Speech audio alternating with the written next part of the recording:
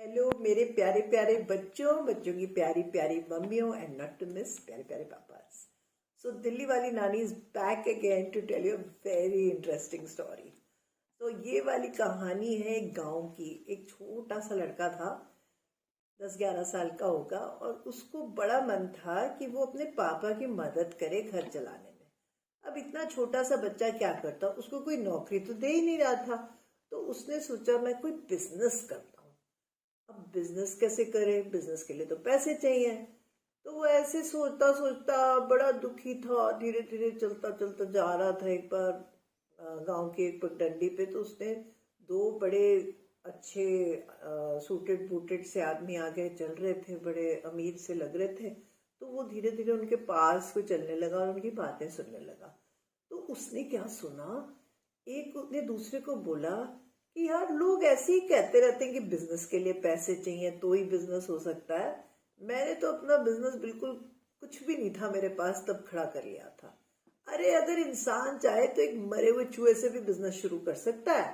और दोनों हाँ में हाँ मिला रहे थे और ढाके मार रहे थे। अब ये लड़का सोचने लगा कि अगर ये ऐसा कह रहे हैं तो ये जरूर सच होगा। मरे हुए चूहे से भी बिजनेस हो सकती है।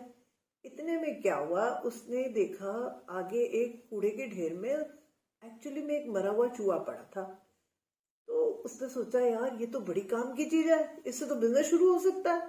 उसने चूहा उठा लिया और चूहा लेके वो घूम रहा था इधर से उधर उधर से इधर। अब समझ में नहीं आ रहा था चूहे से बिजनेस करूं तो कैसे करूं। इतने में क्या हुआ, एक आदमी आया, उसके पास एक बिल्ली थी, उसने बिल्ली पाली हुई थी। तो इसको आइडिया आया, इसने ना ऐसे चूहा उसके बिल्ली के सामने ढा ढा ढा ढा करके दिखाना शुरू कर दिया। और चूहे को लेके ऐसे ऐसे गोल गोल घूम रहा था। तो बिल्ली ने देखा उसके हाथ में चूहा है, वो ऊ ऊ करके कूदे उसकी तरफ।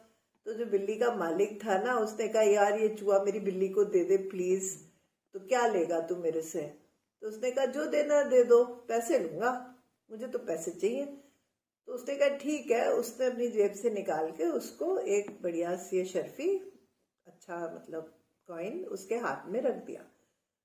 अब वो कॉइन लेके अब उसने चूहा बेच दिया और उसको पैसे मिल गए। तो उसने कहा अरे मेरे पास तो पैसे आ गए, अब मैं इन पैसों का क्या करूं, अब कैसे और इन पैसों को कैसे बढ़ाऊं।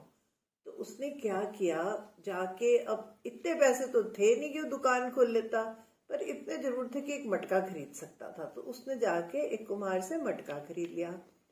अब मटका खरीद के उसमें उसने पानी भरा और एक खेत में जाके बैठ गया। वहां पे सारे जो किसान थे ना, वो खूब खेती कर रहे थे फूलों वूलों की।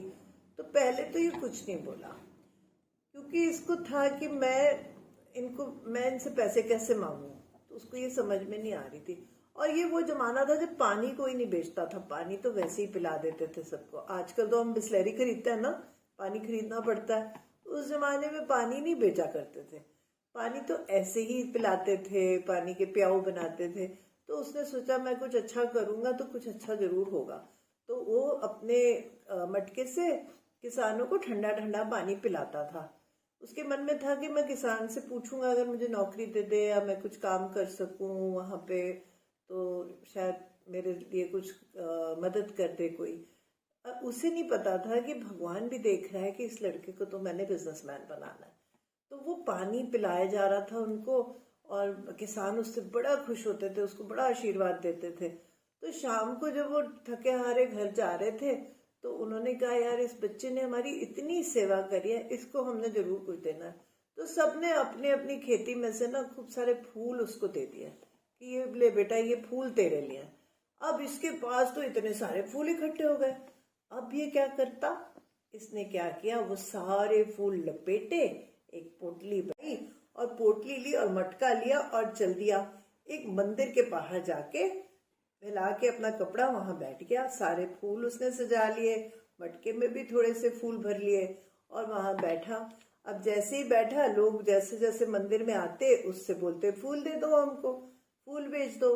तो वो 5-5 फूल उनको 5-5 कॉइन्स में दे देता था। फूल बहुत सुंदर सुंदर फूल थे उसके पास, गुलाब थे, कमल थे, गेंदे थे, हर किस्म के फूल उसको दिए थे सारे किसानों ने अपने अपने हिसाब से। तो उसके जब सारे फूल बिक गए तो बहुत सारे पैसे उसके पास आ गए। अब तो बड़ा खुश हुआ, अब तो इतने सारे पैसे हो गए, अब इन पैसों का मैं क्या करूं। फिर उसने सोचा मैं अब इन पैसों से ना कुछ सामान खरीद के बेचता हूँ।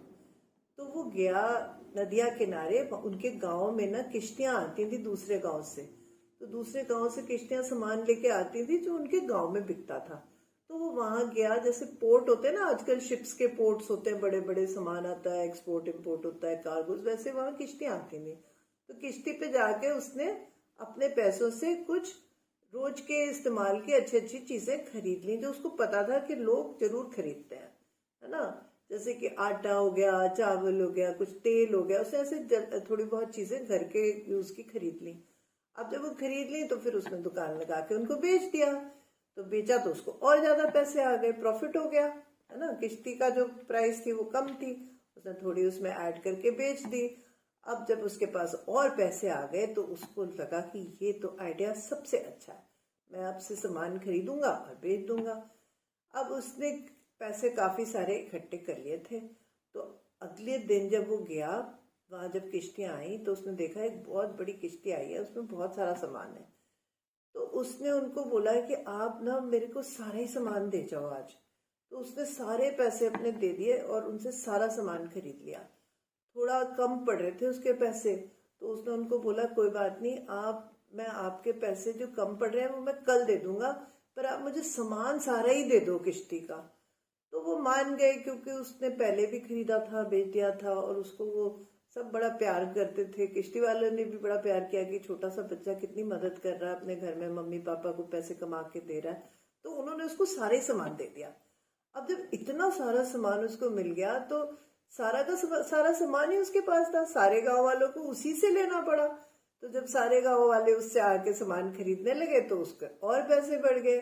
उसने जाके किश्ती वालों को जो उसने थोड़ा उधार लिया था वो भी वापस कर दिया, और खूब सारे पैसे और आ गए। ऐसे वो करते करते ट्रेडर बन गया। तो वो सामान लाता था गांव में और बेच देता था। फिर वो कुछ गांव का सामान भी ले जाता था दूसरे गांव में, फूल ले जाता था, वो बेच देता था मंदिर पे और बाहर। तो ऐसे करते करते उसको बिजनेस करनी आ गई और बहुत अमीर हो गया।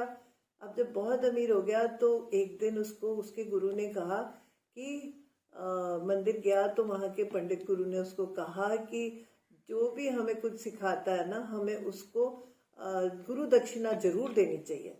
तो वो सोचने लगा मैं गुरु दक्षिणा क्या दूं, कैसे दूं। मुझे तो वो जो दो आदमी बात कर रहे थे उन्होंने सिखाया था कि एक मरे हुए चूहे से भी बिजनेस कर सकते हैं। तो वो सुनार के पास गया और उसने एक छोटा सा सोने का चूहा बनवाया, प्योर गोल्ड 22 कैरेट का क्यूट सा चूहा बनवाया।